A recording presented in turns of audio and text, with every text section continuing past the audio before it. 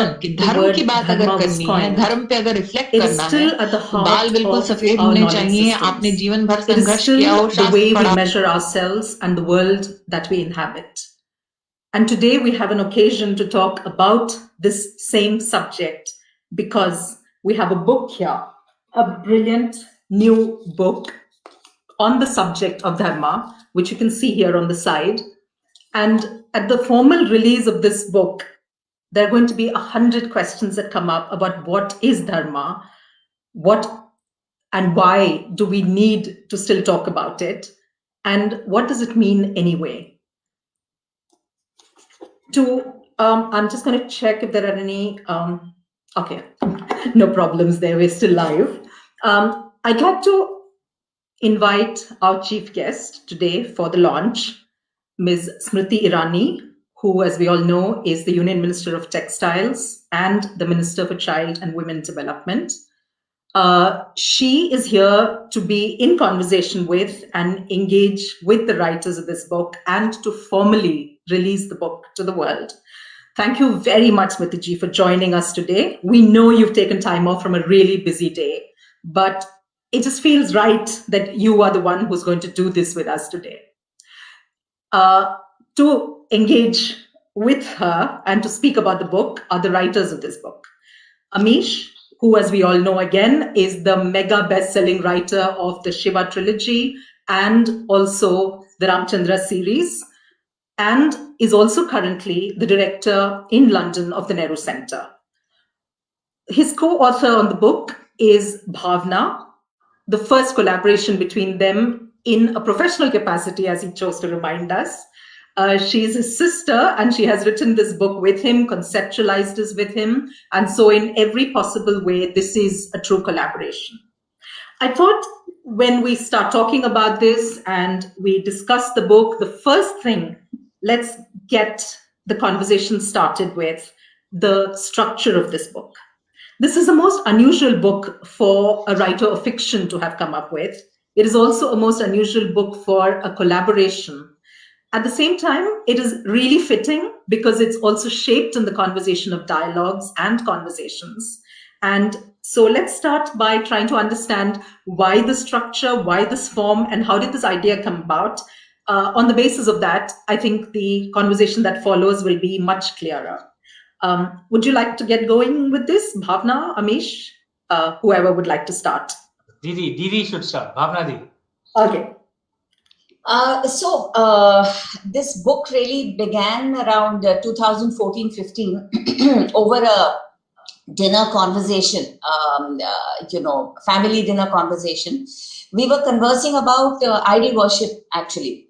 The meaning of idol worship, the purpose of idol worship. It's viewed as infra-dig somehow, not very sophisticated. It's an unsubtle form of worship. Considered so today. And we were trying to examine the philosophical basis of Murti Pujan. From there, the conversation shifted to karma and dharma. And there was just riveting, sentences being thrown from all over the place, all directions. And then my brother Amish said, why don't the two of you, Amish and Bhavna, write on this, because we had started talking about the Mahabharata at the time. We had started talking about Amish's Meluha and Nagas, had been released at the time. Even Vayu Pujas, I think. Yes. And And so, I began on the project and I wrote around 15 to 20 pages. Amish was in Mumbai at the time. And I sent it to Amish. And yes, I have bullied Amish in childhood. He's 8 years younger. He's my bacha. And so his feedback, when he had to give it to me, he was very gingerly. He was appropriate, but also honest. Okay. Non-brutal fashion. And he said, Didi, what theoretical hai. It's very, it's not readable, it's not relatable. So I said, "Theek hai, kya karu?" He said, "You let me work on it now." And then is Amish magic. because he converted that treatise of mine, that theoretical treatise of mine, into conversations. So he brought in these characters, the old couple, Dharmaraj and Lopamudra Deshpande, their daughter Gargi, son-in-law Nachiket Sawant. So he created this, lovely family unit, and their characters, and this entire thing was, reject into conversations. Sent it back to me, and I was riveted. I worked more, and then I sent it back to him, and then he worked on it, and then really it went into cold storage. During COVID time, he called me up and said, Didi, come on, let's do some finishing touches and, put the show on the road. And here we are. So, Amish, why did you choose a family unit, and why these particular people set in this particular sort of situation? The son-in-law coming to the father-in-law. Are there relationships that you were also trying to discuss through this? Conversations are at the heart of the way we ancient Indians discuss our philosophies. I remember I had met Smriti ji at a conference in Goa, and we were speaking of how interestingly, most of the Upanishads have been structured like conversations. They are not pure, kind of stream of consciousness, the divine speaking to you. They're structured as conversations, right? Most of the Upanishads. And, one of the things that we discussed is essentially that makes it easier to understand, because you can put tark, vitark, you can put point, counterpoint, and therefore you get a little deeper understanding of the philosophies. And that's what it is at its heart, right? I remember Smriti ji telling me this. We'd met at a conference in Goa, I remember the first time, and she said, actually, because the entire point of philosophy is not something to just kind of just mull in your mind. What's the point of that? You have to apply it in your life, right? And that's where these conversations help, because you see characters. And so, I mean, I don't think the credit should be given here. The credit should be given to our ancestors who came up with this lovely format of looking at philosophies. Yeah. Smriti ji, you would like to step in here to tell us what conversation means to you. I mean, you're a public figure. There must be many kinds of conversations that happen in your life.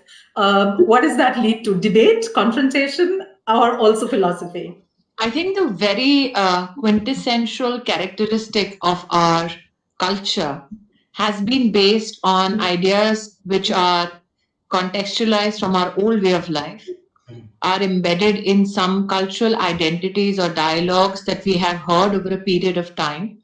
But conversations in the present actually help us ideate from a new perspective. And that's exactly what Amish possibly is referring to.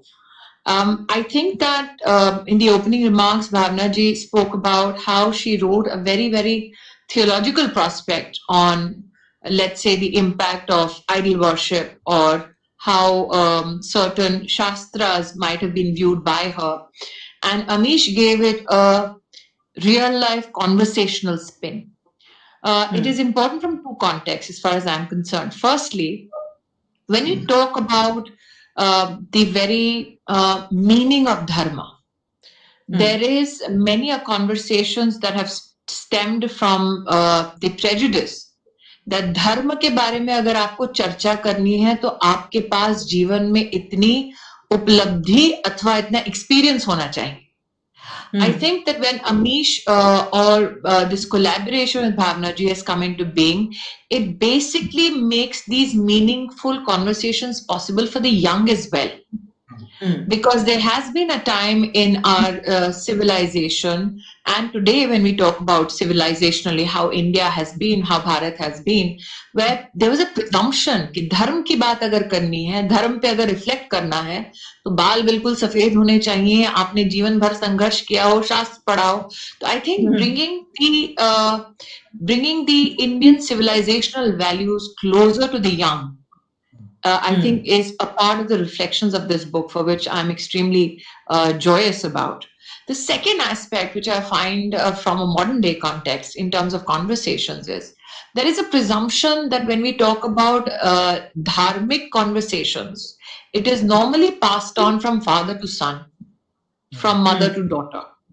I think to juxtaposition it in a modern family unit in India, where a son-in-law and a father-in-law enter into a dialogue, I think that also is extremely unique because हमारे यहाँ पर ये सोच ये थी कि परंपरा ये है कि या तो गुरु शिष्य को बताए या बेटे को पिता से प्राप्त हो या माँ बताए. So there was also a gender concept, a silo of how dharma or such knowledge is to be transmitted through generations. So I think that is the beauty of what Amisha and Bhavnaji present today, that in the modern context, our civilizational values are such that they resonate even today in these modern structures. And they can find value in terms of conversations. These are not written in stone so that it cannot help you today to possibly make your life better. As Amish said, कि philosophy हमारी जो है या हमारी जो civilizational value है वो सिर्फ पन्नों सीमित नहीं है, जीवन का आधार है, जीवन के मूल्यों में इंगित है, इसीलिए हमारे लिए आज भी हमारी धार्मिक व्यवस्था जीवंत है. It's alive even today as we speak because it's these deliberations. शास्त्रार्थ कहते थे एक जमाने में उसको कि सब बैठ के चर्चा करते थे शास्त्र के ऊपर. So this is a modern day version of that kind of discussion and deliberation on shastra or the concept of dharma. Right. So that brings me to the other aspect, which is the free-flowing nature of fiction, mythology, history, non-fiction, whatever you want to call it. When we were trying to package this book for the reader, for the book marketplace, we were thinking, is this fiction or is this non-fiction? I mean, there is a scaffolding of fiction because these characters have been made up by the writers. But what they're talking about has come to us from ages ago and is now part of the way we are. So is that non-fiction then? And so tell us about that interplay, Amish. Where do you draw the lines and how do you cross the boundaries between one thing and the other to present one cohesive work which combines everything? You know, this genre classification of fiction, non-fiction is more a Western construct. It's like how Westerners also try and say mythology and history, which is again a Western construct.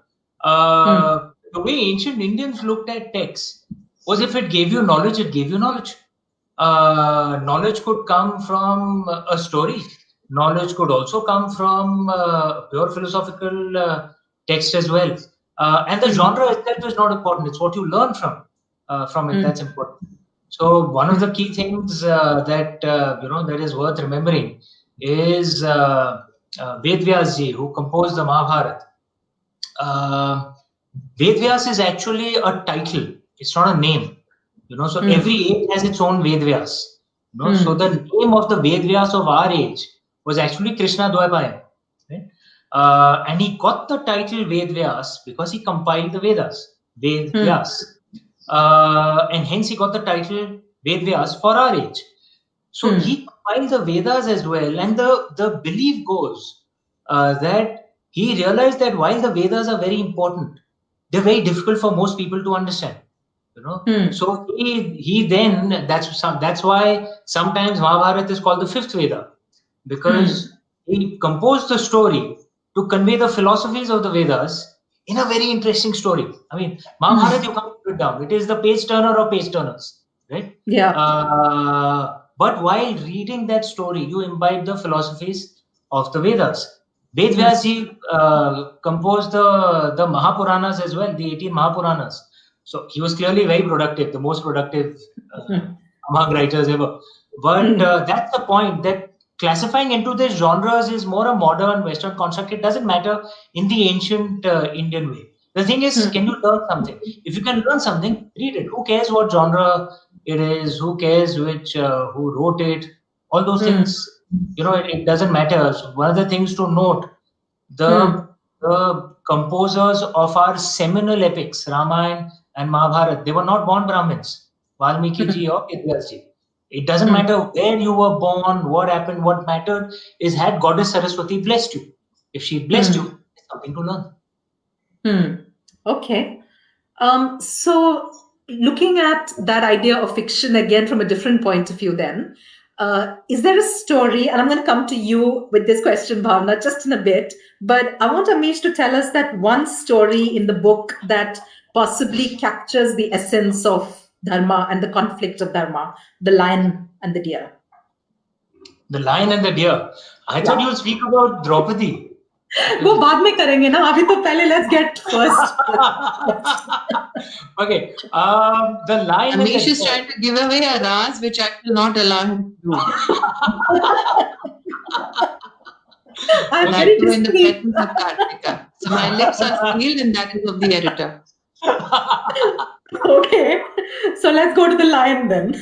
The Lion and the Deer. This story is in the Ravan book, Ravan Enemy of Aryavarta, which is the third book of the Ramchandra series.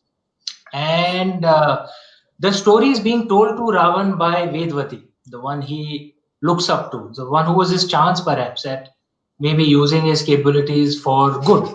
But unfortunately, that didn't work out for him. But in any case, Vedvati tells him a story of a hunt that she'd seen of a lion, a male lion, who'd obviously been beaten out of his pride, and his cubs, his children.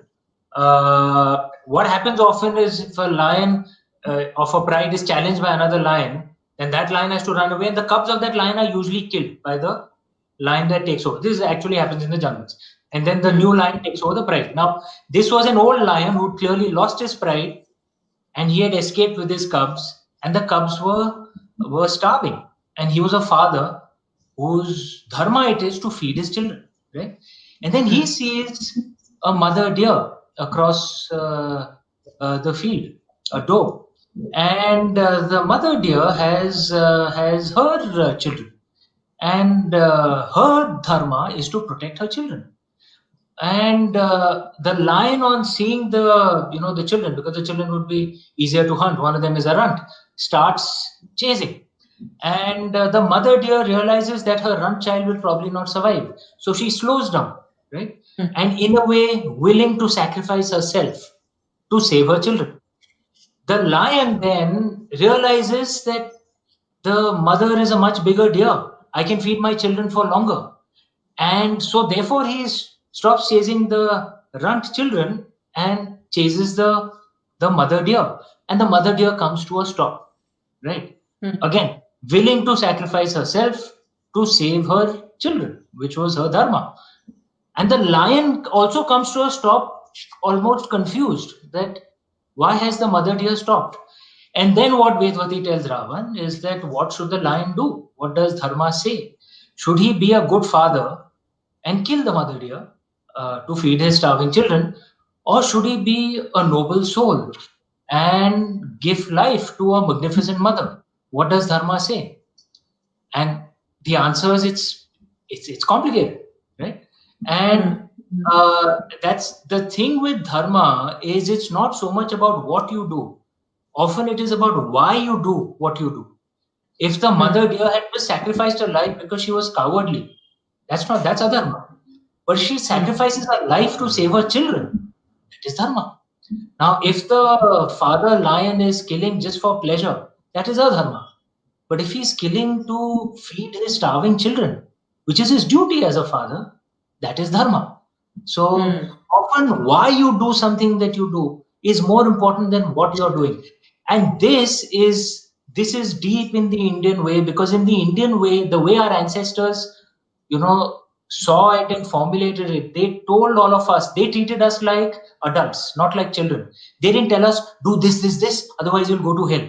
Then like you're treating someone like a child, right? They treated us like adults, that these are the situations, these are the various philosophies. Now think and do what you think is right.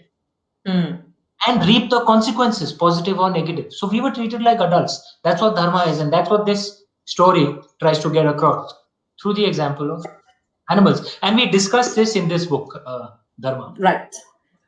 Correct. So leading on from there, okay. I'm going to take that onwards to Bhavna to talk about choice. I mean, clearly, this is a choice that we are talking about. Do you want to take this path or that path? And in that choice making, we come to the story that you referred to earlier, which is one of my favorite stories in the book, which is of Gandhari. Gandhari made a choice to blindfold herself. And I'm not even getting into the backstory because I'm assuming most everyone who's listening knows the story. But she chose to blindfold herself. And for the longest time, in as many commentaries as I've come across, it was all about her great sacrifice and how she gave up her own life and pleasures in order to be by this blind husband of hers. Now, what you both are doing in your book is saying, seriously, is that the best thing she could have done? Is that a right choice for someone to make? Should she have stood by her husband in a different way, perhaps, and made a choice that would have changed the course of the future? Bhavna, tell us what you think about this and what you did with that in the book itself. So the way we are examining, the approach to dharma it's about your inner life. What has to happen will happen regardless. If the war was meant to happen, then it would have happened. If the Pandavas were meant to win, they would have won regardless. So external life happens regardless. It is the drama that is going on within you that dharma is more deeply interested in. You talk about choices. Actually, we are not one person. We are multiple people inside us. And any choice that we make is actually made through multiple motives. There never is one motive. So yes, there was a conscious motive of Gandhari, which was to stand by her husband. My husband is blind. I will blindfold myself and share, his life experience. But you uncovering your real motives, is actually the thing what life is all about. Often we find that we surprise ourselves. Often we find that we are almost ambushed by ourselves. We find ourselves apologizing to people around us. I'm so sorry. I don't know where that came from. I don't know why I said that. I don't know why I did that. We distance ourselves from that me that I do not like. But that me is really more me than the me I like to imagine is me. And that is the me I have to examine and uncover within the privacy of my own inner life. And it's a brutal experience which requires a great deal of courage. Had Gandhari done that, she would have found herself, asking herself, am I copying out of real responsibilities in life? Am I copying out of my responsibility as a mother, as a wife, indeed as a queen, as the queen of Hastinapur? Am I shirking?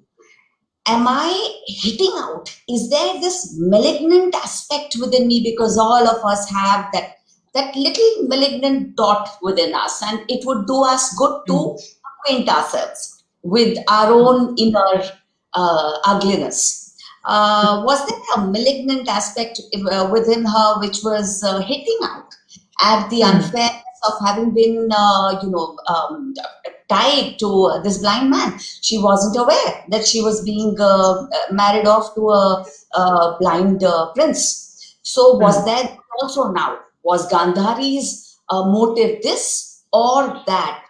Actually, the conundrum of life is that the Gandhari's motive probably was this and that and that and that.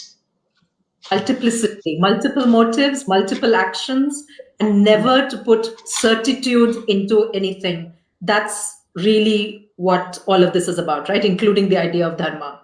Smritiji, what do you think? I mean, if you had to pick a role model from the epics, a female role model that you would go out and say, look, these were the actions that make sense even now, and you can admire without any doubt, who would that be? I think that for us to look at choices and become judgmental about it is exactly what Dharma doesn't allow us to do, or hopes that we do not do. The fact that why were our children in a Gurukul taught about the various manifestations of Dharma, taught to deliberate about Dharma, Swadharma, as Amish and Ms. Roy have written about in the book. That's because, as Amish said in his comments, our children were never meant to do something and then consider the repercussions of it. Our children were taught from a very, very young age that behind every position you take, every decision you make, there has to be introspection, various facets of society, relationships, families, and your own choices that you need to consider. And whatever your consideration allows you to make a decision, there is a price to pay, irrespective of whatever becomes an instrument of your consideration. So we have in our family always told our children that God says that the choice is yours, but the price is mine. And that is what Dharma teaches you. It teaches you not to be judgmental about choices, but to be ready for the repercussions. So given that repercussions can oscillate from mild to none to extreme, you make a choice. And I think that is what Dharma or the Indian way of life is all about. What is fascinating is that we taught our children right from their formative years that everything you do, there is a price to it. It is a cyclic event. It will revisit you at various facets in your life or at various stages of your life. You may want to reconsider your positions once it revisits you, or if you're smart enough and you listen closely to the Shastras or to whatever theologians have to say about Dharma, maybe you will not make a wrong choice to begin with, because there is a cyclic effect that choices have. So I think that is where Dharma or disposition or deliberation of Dharma from an Indian context differs from theological studies from across the world. The fact that you can't be judgmental about choice. Can you actually demean Gandhari for putting a patti on her eyes? That's a choice she makes. So be respectful of choices. The consequences at times are for you to bear alone, and at times civilizationally generations pay a price for the decision making of one. I think what is also interesting is that in the book, and I had just read, there if you look at the index, the chapters, in fact, the titles of it too are very, very important from today's day and age. If you look at a lot of working professionals who are at a stage in life where they introspect about how working methodologies need to change, and it especially happened post-COVID. A lot of people in lockdown have had a time to reflect on life processes, on working choices, on methodologies as individuals, as organizations. And two very prominent content heads that have come out from the book. One is loyalty is a slippery slope. And second is the price of anger. Now, these are very modern day challenges which have been addressed through ancient text. What I love is a particular line which is in that chapter of loyalty is a slippery slope. That can you distinguish what makes one man more loyal than the other? So with permission of both the authors, Bhavna and Amish, I would say that they've reflected on Karna and Kumbhakaran. Who's more loyal? Is telling the whole truth, the bitter truth to your friend a sign of loyalty, or is hiding what the truth is from your friend or from your companion dharma? And I think that reflection today is extremely essential, because in your work life or your personal life, many people say that loyalty is such a virtue that silence is the biggest contributor to that virtue. I'm loyal, hence I will allow adharma to happen. So that I can mollycoddle the person I'm with. So when you take a dharmic stance, there is a severe price to pay for it. Secondly, is the issue of the price of anger. So today, while I spoke about the fact that why do we teach our children dharma in the formative years in a Gurukul system, because we are asking them to consider consequences no matter what you do. And one of the consequences of karma today is anger and the price of it. People normally reduce it to work stress, but it is much more. as the book has said, that your cells in your body are an imprint not only of your DNA and your genetic makeup, but it's also an imprint of a psychological makeup, which, as Varna said, is not reduced to just this birth. So there is a conversation around it. So why does some incident trigger anger? And some incident, no matter how stressful your workday has been, you're allowed to let it go. So I think those reflections are also extremely interesting. Yeah.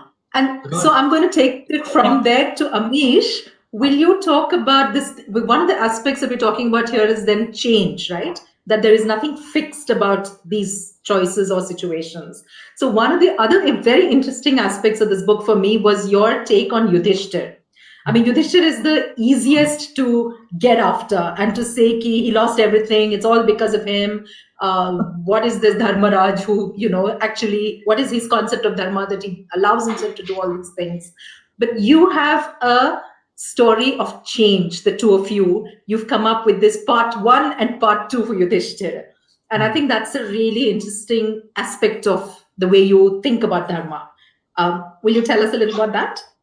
Yeah. I mean, fortunately, you clarified at the end, because it's not just my take, it's Bhavna Di's and my Yes, of course. I'm assuming everything I say is both of you. So. But before I speak on Yudhishthir, if I can just very quickly, build a bit on what Smriti ji says on loyalty. It's a very, very important point, because we discuss loyalty from the perspective of Parvateshwar as well, from the Shiva trilogy. And for Parvateshwar, it's very easy to be loyal to someone like Lord Shiva, because he's noble.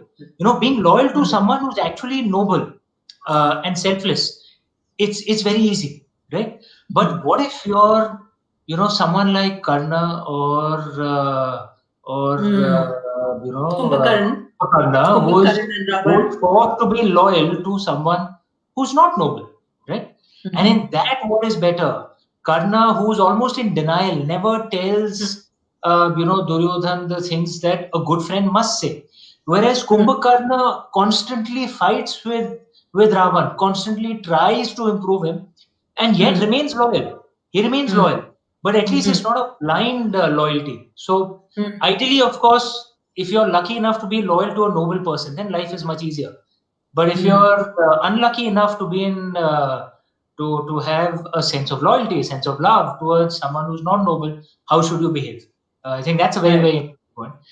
The thing on change, one of the things Didi and I realized, Yudhishthir is a classic part 1, part 2 character, because his part 1, he speaks very highly of dharma, of morality, but his actions often do not measure up to his own talk. We see many people like that in the modern day. We call them, virtue signaling, or woke, and people who'll talk a very good game. They'll come up, on Twitter and say some, I'm so noble. But when you see their actions, are their actions actually as noble? Whereas Yudhishthir in part 2, you notice he focuses a lot more on his actions, not just on talking.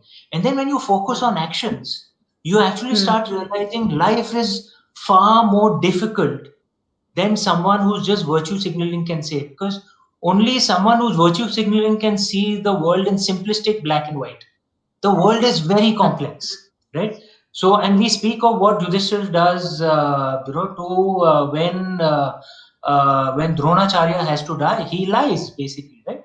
When he says Ashwatthama dies, when he knows he's lying, but he's doing it for the greater good, and he knows he will get a sin on his soul, but he still does it for greater good.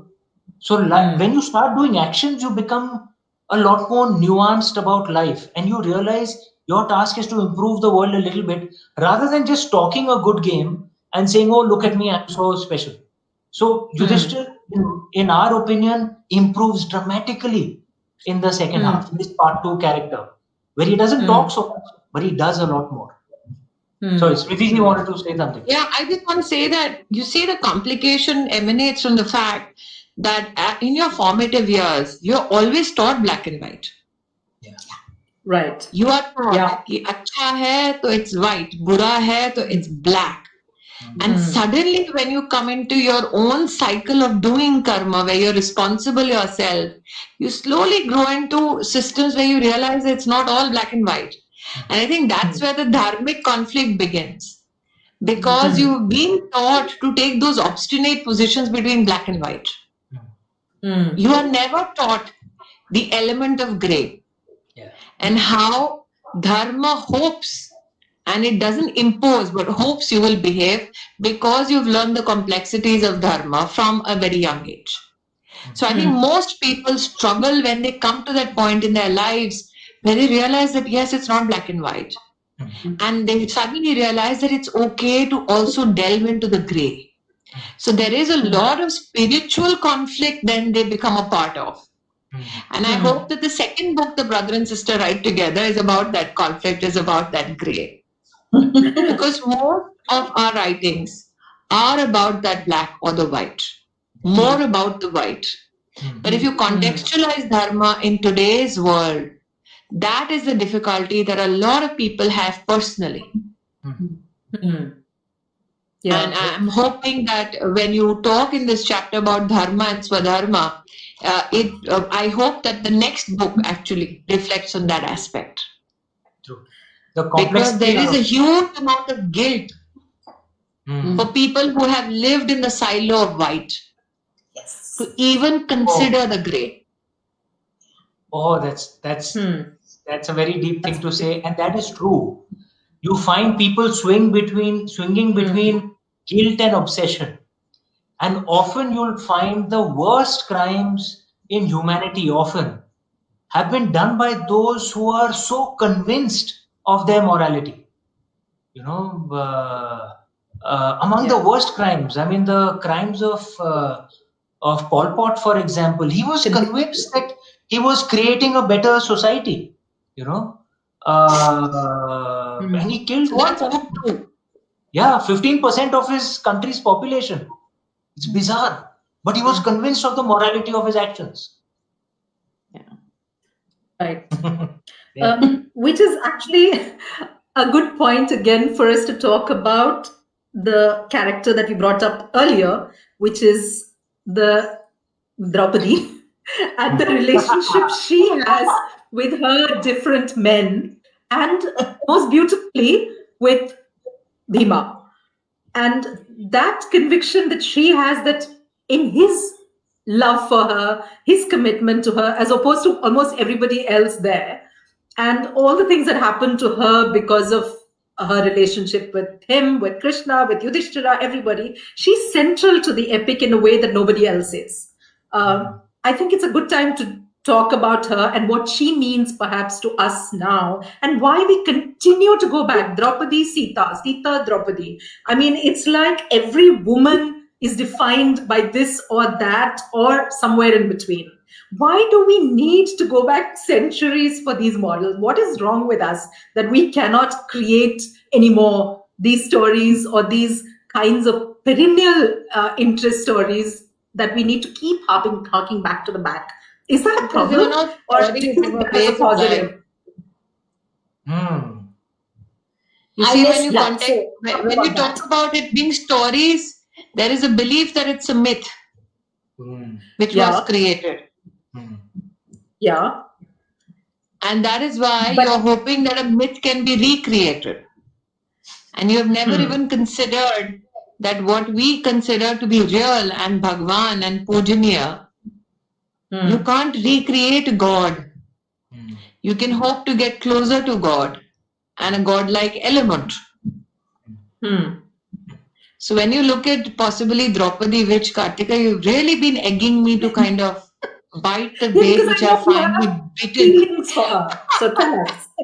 And I'm hoping, and there will be an appropriate announcement at a given time. But I think that let's look at it from this point of view. When you talk about only Draupadi and Sita, and you talk about why don't we create it again, that means it emanates from your belief that it was a myth that was created on paper or a manuscript. And I think Bhavnaji and Amish have done enough research to counter that position.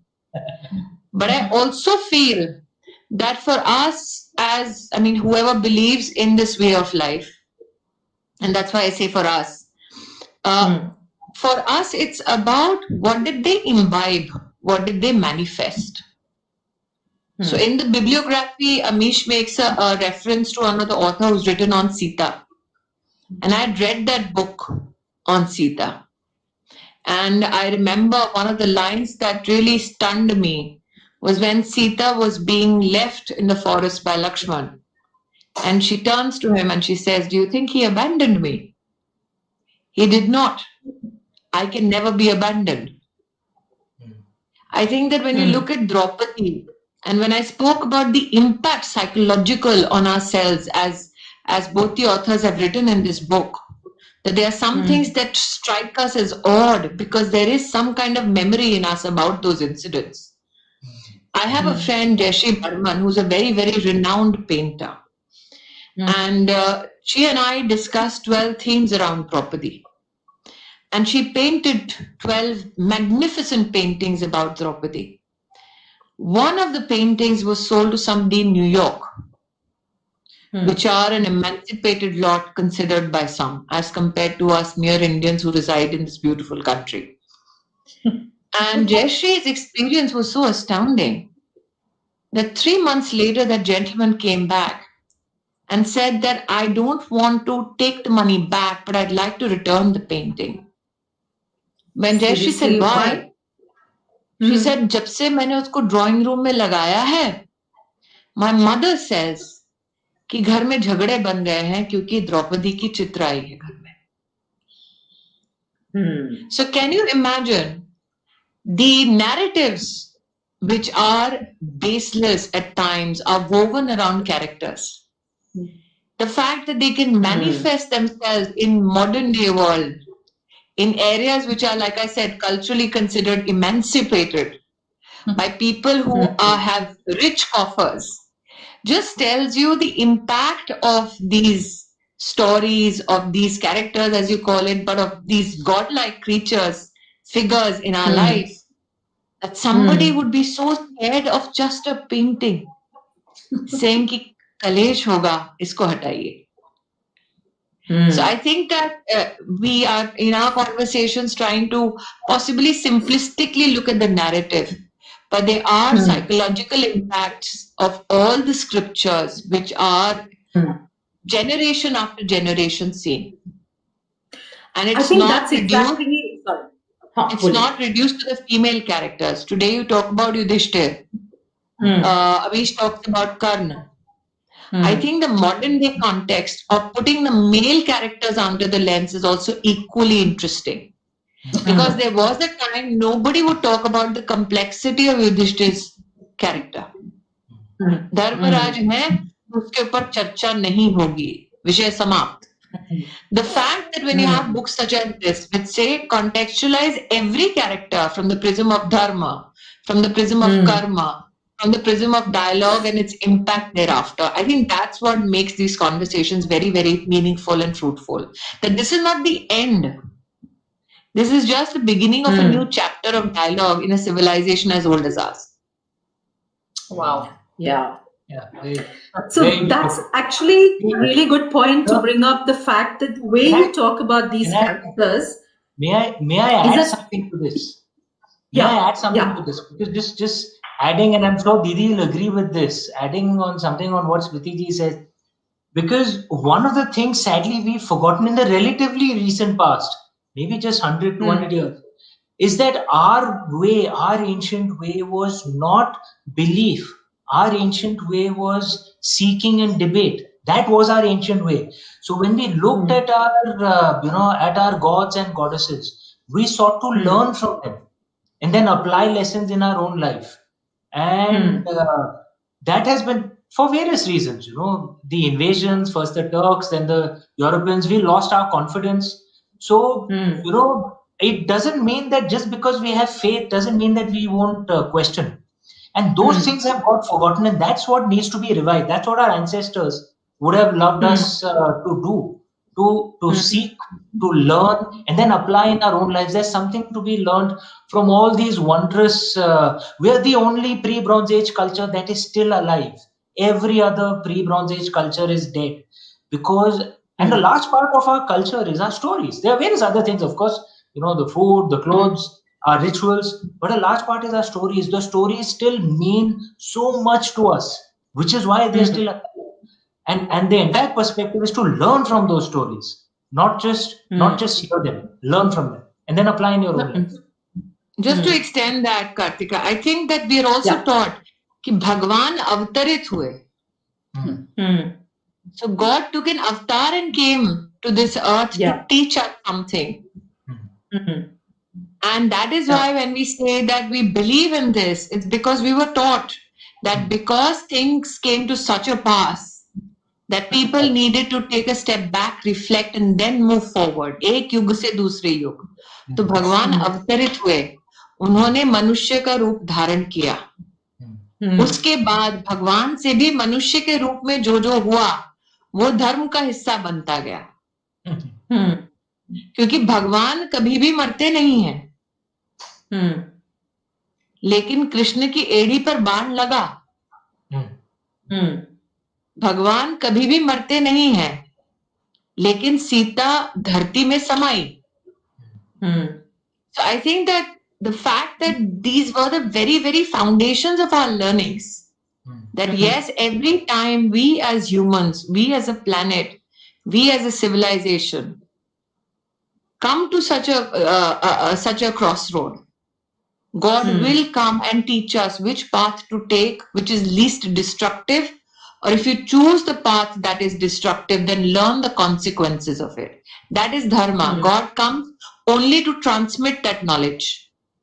And as I said, the choice is yours. The price is mine. So I want to just take this to Bhavna. When you talked about Draupadi and what she stands for, etc. That is one of the points that you make in the book, that Kurukshetra is a battlefield, but it's not necessarily a physical battlefield. It's also a battlefield inside the mind, and the mind itself is a battlefield. And each of these is actually, you have to think about them as qualities. And that is the way in which you can get the most out of myth, right? So do you want to talk a little bit about that, Bhavna? These Smriti ji said that at one level, are they myths, are they stories, or are they reality, are they the truth? Now you move beyond and you ask yourself, what is truth? Is truth the truth of facts, or is truth the truth of intention, the truth of learning, the truth of wisdom? And in that sense, there is a mirroring. There are characters outside of us, and there are characters within us. Now, what is the goal? As Smriti ji said, padchinna, avatar aate hain aur padchinna chhod jate hain. तो हमें क्या करना है? उन पदचिन्हों पे चलना है with effort. कैसे चलेंगे? कैसे चलेंगे? By decoding, uncovering, and understanding the examples. These are the most powerful examples because they've survived millennia. Correct. We are still talking. We are still talking about Karn. We are talking about Yudhishthir. We talk about Eklavya. We talk about Drona. We talk about Draupadi. We are still talking about them. Why? Because they are examples par excellence. And what they have actually, their footsteps, what they have left, the reason why they are par excellence is because these are very complex footprints, very, very complex footprints. And that is the mirroring that, happens within us. So where is the Draupadi in me? Where is the Eklavya in me? Where is the Shakuni in me? Where is the Krishna in me? Where is the Arjuna in me? And am I able to effortfully walk these footsteps that the avatars have left so that I too can come into being? Humans can come into being. Because realization of godhood in Sanatani, from the Sanatani perspective, is not restricted to the few. It's available to us all. And this is not the only lifetime available. फिर आएंगे, फिर आएंगे, फिर आएंगे. वहाँ पहुँच नहीं जाए. Can I just ask one question? I have a feeling we may need to get to questions now, but I just need to ask Smriti ji one question. When we talk about all of these things, there's a certain sense of nostalgia as though, well, there was a time like this. There were these great examples that were set up for us to follow. But the times have changed and things are different now. Does one feel that even more when you're out there battling the political field? And does it feel even more distant? And I suppose, Amish, you're also working in a public space. I suppose Bhavna and I are the lucky ones who tend to write and publish and do other things in a very different sphere. We don't have to encounter the world in the same way.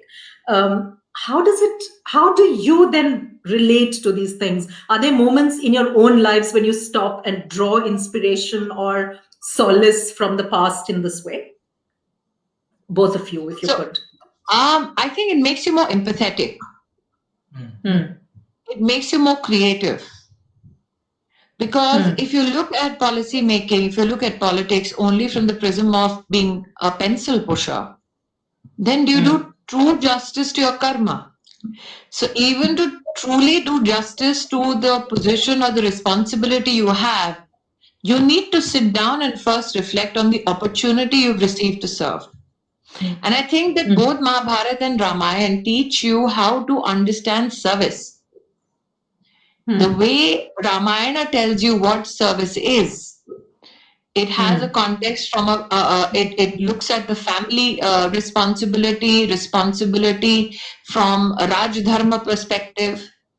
But when you look at Raj Dharma for Ram and you look at the Raj Dharma of Yudhishthir, you can actually differentiate very clearly between various concepts of how rule has to not be imposed, but how justice has to be served for people at large. I think that when you look at modern day policy making or politicking, reflections on these epics or Mahabharata or Gita or Ramayana, it makes you more empathetic because you recognize that everybody takes a position because of circumstances, because of experiences, and because of consequences they seek for themselves. There has to be a difference between how we see people respond in Kali Yuga and how they were in Treta Yuga or for that matter Sat Yuga. So everybody, when they congregate together in, let's say, politics or policy making, they come with their own desire for consequences they seek. So I think when you are in a position to administer, you have to balance that desire that those who participate in decision making with you with the larger goal for the people of the country. But at the end of the day, it even teaches you how to politely say no. Okay. Because as the writers say, there is a price of anger. People always remember how you make them feel. People always remember how sharp your rebuke was. So I think as you grow older, when they say the more you read your Shastras, your Gita, it just makes your words forceful, however, weaves in a sense of empathy. So that even if people hear a no from you, they know that they need to better their proposals to you or better their positions to you, and you will still give them a second chance to hear them out. So I think if you're asking me from a context of an administrator, I think this is the impact that I see. Well, that's terrific, actually. I mean, empathy is the one thing everybody seeks from a public figure, no question. Amish, do you respond in any different way, or would you agree with this? No, I would, and I'm technically a part of the bureaucracy right now. I'm not a bureaucrat, but for a short period, I'm a temporary bureaucrat. One of the things that one learns is being a politician or an administrator in India is actually one of the most difficult jobs in the world. When many Westerners, when they look at India, they don't understand the sheer scale of India. There are more people in India than all of North America, all of Europe, all of Middle East combined. Prime ministers of countries that they speak of as role models to India manage a lower population than a bloc president, in India. So like a part of a district. Just the scale that Indian politicians, Indian administrators have to deal with. I saw the High Commission out here during the first lockdown in UK when we were managing many of the people going back and supporting Indians stuck here. Again, just the scale of India makes any task so complex, and you're forced to learn which is actually good. And as an author, it's really good because you engage with so many different characters. That's all, inspiration for future characters. So, Right. so in that sense, this is good. Okay. I think, Kartika, if you allow me to just add, you see, when you see our response in COVID as a nation, as a government, what was the first thing people overseas said about India? 130 crore ka desh hai, 1.3 billion people. How many will go hungry? And what was the first response of Indians and the government? कि कोई रात को भूखा नहीं सोएगा. Now that is a philosophy of life which you see in our country. There are temples and there are many tweets about it of temple caretakers coming out and asking on the road, is anybody hungry so that we can feed you? And that is principally a culture in India which then you see reflected in administration, in policy making, or even as society coming together. Langar hoga ya phir mandir hoga ya phir masjid hoga. People are actually coming forward and saying, yes, this is the Indian way of life. Very true. Mumbai mein jab flood hua tha, Indians came out and said, let's help each other. So I think that is also a part of Dharma, which is not restricted to yourself, but which helps you serve society at large. Very true. Very true. I've seen, just to give you one more example, I saw bureaucrats out here at the High Commission. I know it's very easy to, it's very easy to criticize administrators, and yes, often it is deserved. But let me give you one example. So many old people were stuck out here. Whenever any old person travels, they travel with their medicines, right? They were running out of their medicines. They didn't have prescription. They didn't have replacement for those medicines. Now, here the country, the administrators could have said, yeah, what can I do in this? There were bureaucrats out here who figured out some doctor would give them a replacement, prescription. An Indian doctor who was willing to help, in this lockdown, an Indian origin British doctor. They found, this is just one example of many of the bureaucrats out here going above and beyond to help. And a large part of it, I think, is our Indian culture. This is what Dharma is, that you help each other. Essentially, you're pointing to the best of what we can get from the epics, and you're telling us how, by using them, by drawing on these inspirations, we can actually make our own lives and everybody else's lives around us better. I suppose that's really the summing up of the book as we would like to see happening. But I think there are questions coming up, so let me kind of see what there is that you might want to address. Okay, here's a question. In the conflict between Durga and Mahishasura, do we just see the fight between good and evil, or is there a nuanced philosophy behind it? Is it a conflict of two different beliefs? Who wants to take this? Interesting. Sorry, should I? Yeah, go ahead. I'd like to add after that. Yeah, because, one of the things is we see Asuras through the prism of Amarchita Katha comics in the modern day. And Amarchita Katha comics are delightful, but they're not part of our scriptures. And our ancestors saw Asuras and Devas also as nuanced. Mahabali, for example, was an Asura, but he was a very noble king. Prahlad, his father was Hiranyakashipu, and Prahlad was was therefore technically an asura, but he was very noble. And there were devas who did things which they shouldn't have done. And one of the things that's often forgotten is that devas and asuras were cousins. They were both descendants of Saptarishi Kashyap. So India did not have, to the point that Smriti ji made earlier of seeing things in nuanced. This gods and demons is a very loaded modern English words. It's not the way our ancients looked at it. And this thing again of seeing asuras as green-skinned and with horns, again, that's not the way they're described in the ancient tales.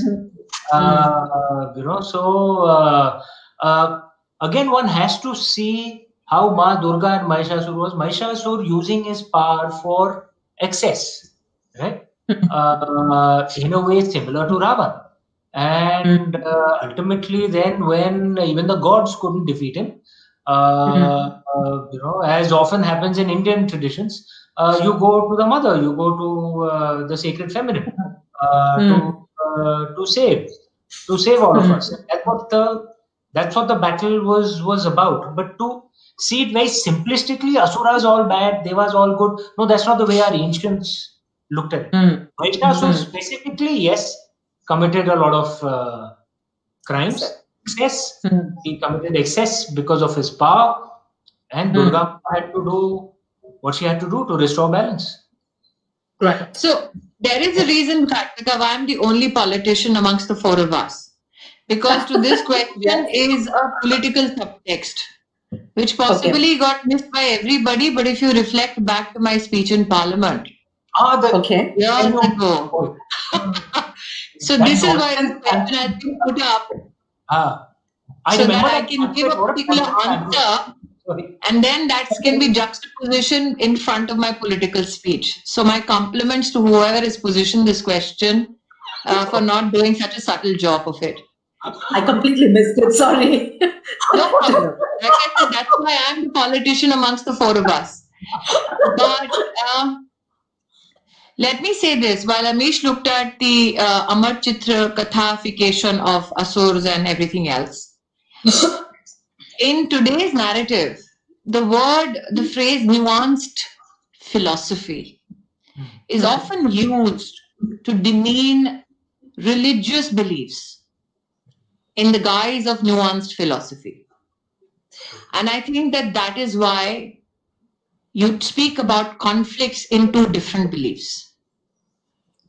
So while everybody is free to philosophize, nuanced or not so nuanced, one needs to recognize that you cannot demonize Durga for taking a position that she did. No, I'm talking about the political subtext of this question. The poser will understand why I'm saying this. So what we have to be very careful of, that while we oscillate in our deliberations and dialogues, we cannot use the term nuanced philosophy as a crutch to have these kind of conflicting debates. And I know why I'm saying this, to demean the stature of Durga. So my position as a believer in Durga, in Shakti, is very clear. There is nothing nuanced about good bringing evil to death. That is the Dharma. That is the karma for which Durga came to such a pass. And my appeal is that in nuanced philosophies, we do not digress and bring in political subtexts, which is easy for Purane Chawal like me to catch. But it's really interesting, isn't it? It proves the point that the epics live on in every moment of our lives almost, whether it's in Parliament or here. Oh, absolutely. I remember weaponization of it. Yeah, that's true. Yeah. No, this is one such instance.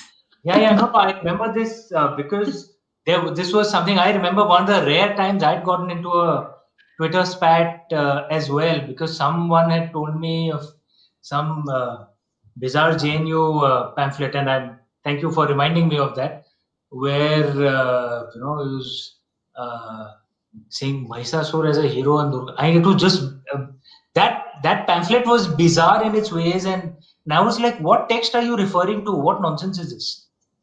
So yeah, that I. Okay, so we will not go that direction. Then we'll go to the next question, shall we? I'm from JNU, na, to thoda mere ko bolne diye. That was from some Marxist handbook of Hinduism. Next question. What is Dharma? Is it a manifestation that is real or the embodiment of being ideal? Okay, I suppose it's between the concept of real and ideal. I think it is the manifestation of beliefs which are lessons from the past, which can be structured for serving a better cause in the present, and which can prepare us better for the future. It is embodiment of the desire to be ideal. What is ideal is the question. Yeah, and it's a changing ideal. It's not the same for everyone or everyone's mind. Yeah. Okay, let's go to the next one. It says, this is clearly to Amish. It says, once a character from your book said, there is your truth and my truth. As for the universal truth, it does not exist. However, Dharma provides us truths which are to be followed by all. How? Yeah, so in fact, I remember this conversation. It was a part of the Shiva trilogy, I believe. And this line is actually from Nietzsche, who was a German philosopher, but from what one knows was inspired a lot by Eastern philosophy, especially Zoroastrianism. And in fact, if I remember the conversation correctly, the next line in that conversation is that the universal truth does exist. It's just that it's not available for us human beings as yet, right? When we evolve enough and we get moksha, then we will actually be able to grasp.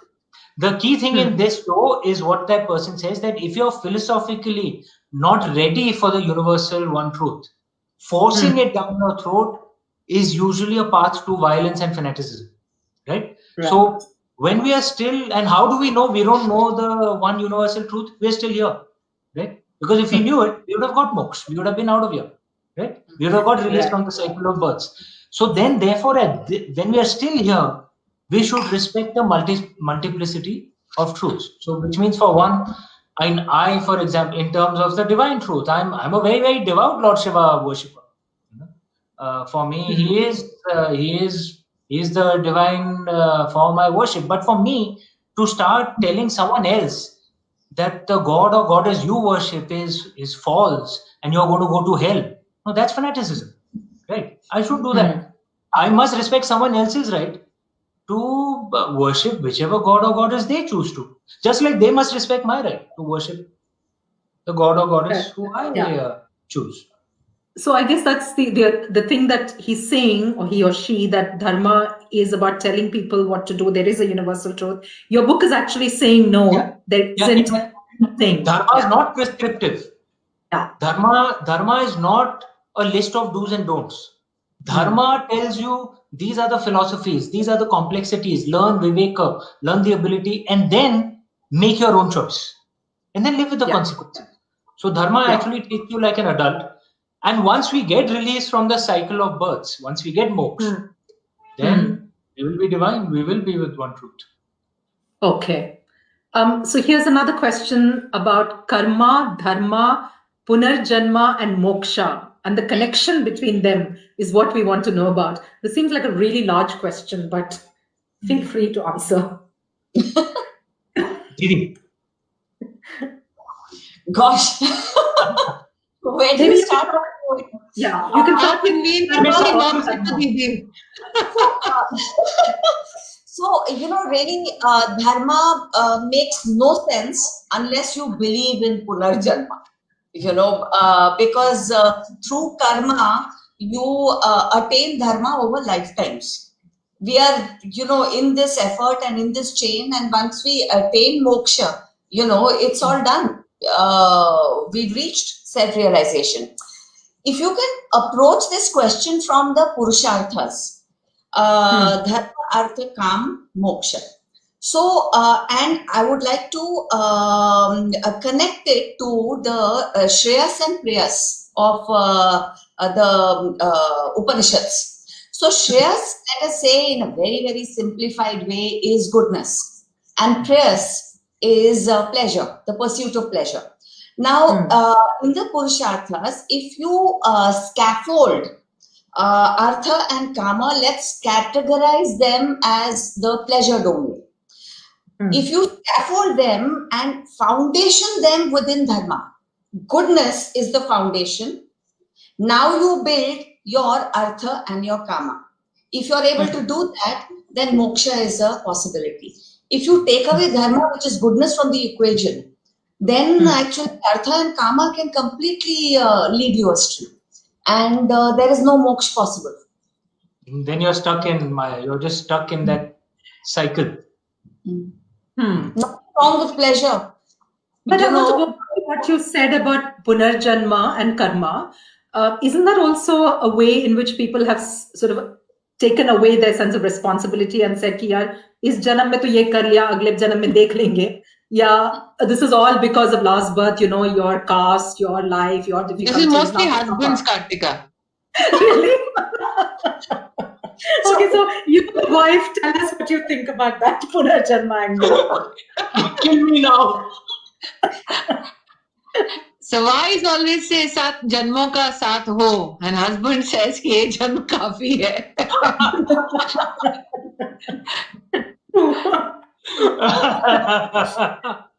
But seriously, I think that Punarjanma gives you an opportunity to redeem yourself. It gives you an opportunity. I go back again, that if your cells are an imprint of your psychological impact of births and memories emanate from that, then it is a chance to redeem yourself. When Dharma teaches you, and let's talk about a superstition. Some of the biggest scientific minds can come through, go for a little drive, or Kali Billi rasta kaatti hai. Now Dharma says, तुमको तो science पता है. Something in you triggers that superstition. Yeah. Then you want to do a selective bibliography as to why that superstition emanated in the first place in that instant. So I think that, as Amish has said in the beginning of his comments, it's complicated. But I think it has been made complicated so that we are forever learners. Today there is a concept of lifelong learning. But lifelong learning was very much the center of our Dharma. And that is why it's not a checklist. It is various stages of reflection, various stages of looking at that knowledge and rediscovering self. So with each janma, you rediscover new possibilities, new realms. You discover a path to redeem yourself. And it is when you remember how much you need to redeem that you can truly come to a stage or a birth cycle where you are purely on that path to moksha. No. Do you think we're living in a time when there is a perceived need to go back and look at these texts and these concepts? I mean, it feels to me from the publishing point of view, for instance, that it's only in the last decade or so that we've started seeing a lot more writing and people coming up and talking about these subjects. Responsible for it. Thank you. Okay. And I tell you That's why. a good comment to make. But I'll tell you why. There was a time in our culture where if you listen to a Hindi film song, you were either debauched or illiterate. And slowly Hindi film songs, nobody was ashamed of embracing them. Why? Because Hindustan में और हिंदी गाना सुनना है, तमिल गाना सुनना है, तो उसमें कोई शर्म नहीं होनी चाहिए. Similarly, there was a time where if your bookshelf had a single Hindi or Indian author, people would hide it in some crevice. And it's when Amish came with Meluha, I remember, it became the chic thing to do, to have an Indian author on your bookshelf. Yeah. So I think that he's partly responsible, part responsibility I give to the publisher or the editor or his support team, because we all know that it's not easy somebody to manage a job and penmanship. But I think it's an amalgamation of all those forces together that it became chic to have a book published, became extremely successful because the content was great, and then became the cyclic event where there have been many writers who philosophize because they are known as Indian writers on poverty and how bad things have been. Amish has never sold the poverty of India. He has sold the spiritual riches. And I think that's what made many Indians proud to pick up that book. Thank you. As Amish's publishers, we are very happy you said that, and we hope that more books will be written and read. One last question, if we can take, which was about Icarus. That is actually one of the first stories in the book as well. And the question is, one of the promotional images was about Icarus. Are there any other foreign epics you have explored in the book? Bhavna, you want to take this? Yes, we have. Icarus, and you also have Isis. Yes, a little bit Egypt. Yes, we have inadequately. We are hoping, to write more books where we will cover other ancient, I will not hesitate to call them dharmic cultures. As Amish says, we are the only pre-Bronze Age, ancient civilizational dharmic approach to spiritualism which has survived. There were many. Ancient Egypt, there was, Greece, Rome, Native Americans, Japan. Japan is still substantially, there. Of course, not pre-Bronze Age. And we do intend to dip our, toe into, those streams of learning as well. In this, we have sort of touched upon it, but it's substantially, the Indian dharmic, stories from Mahabharata and Amish's universe. That's, I would say And if I can add to what Deepu said, I would agree that in terms of approach to wisdom, the ancient Greco-Roman culture, ancient Egyptian culture, ancient Mesopotamian culture, many of these other cultures are actually dharmic in their approach. They may not have used that term, dharma, but it's very, and one can feel a sense of kinship with them. And Goddess Saraswati can bless anyone, anyone anywhere in the world. If someone has been blessed with wisdom, then we should learn from that someone. That's what we've tried to do in this book. Right. So we have 1 minute left, and I thought it'd be good if we could wrap up with each of you maybe giving your last sort of thought on the subject of Dharma. Or if you're holding the book up. Shameless marketing. Do something as too much marketing. Let's all hold up the book. Here it is. So then now you can go and say what you have to say as well before they shut us down. Before they shut us down. No, firstly, Smriti ji, thank you so much for coming here and taking time out of a very, very busy schedule. Thank you so much for all the support you've given to all my books, and thank you so much for the very kind words that you said. Truly touched my heart. Thank you. And this book, Kartika, you've been a part of this from the very beginning, but this book is truly special to me because Bhavna Didi and I wrote it together. She's a part of my soul, my elder sister, and delighted that we have written a book together, and we will, Lord Shiva's blessings, write many, many more together. I would like to,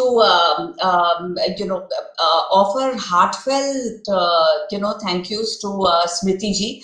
Smriti ji, I balked when you called me Bhavna ji. You are an Indian icon. Please call me Bhavna. I crawled with, there were ants crawling all over me with embarrassment. Thank you so much for having, been here and graced this occasion.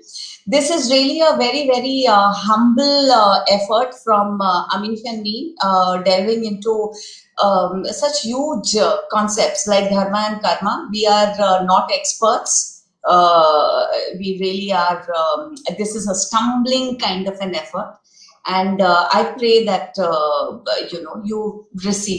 the readers receive something from it. Kartika, always a pleasure. Thank you so much. Thank you so much for being, just being what you are. Smriti ji, the politician, always has the last word. Here. So this is the only time people will get to hear Kartika call me Smriti ji. I'm grateful to both Amish and Bhavna for ensuring that she does so. Knowing Kartika, the amount that I do, I think authors are better writers, courtesy editors such as Kartika.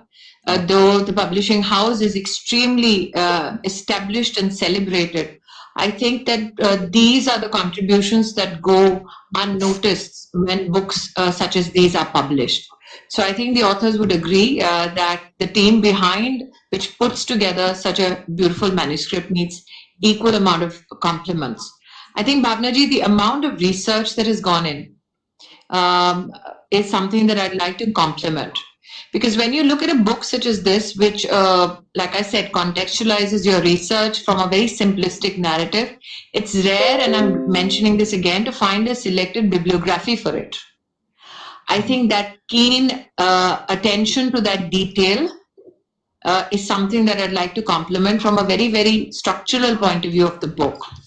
And as far as Amish goes, I'm hopeful that your books continue to create conversations, because those books that limit that knowledge only to the pages on which they are inscribed end up killing the conversation. You keep those conversations alive, and that is what makes you a celebrated author. So my best wishes to the Bhai or Behan team. Congratulations to the publishers, and well done, Kartika. One more feather under your cap. And we'll hold it up again. Yeah, they want a photograph, like a launch. So do you mind? One last photograph. We are holding it very diligently, so. I think. I think we have it now. Okay. We have it. Thank you very, very much. I've really enjoyed this conversation. I hope you have too. And that lots of people who are listening and those who are going to listen, I think you caught a lot of people here in a fairly candid mode, which I think is not all that usual. So thank you again, everyone. Congratulations. Thank you. Thank you. Thank you. We can leave now.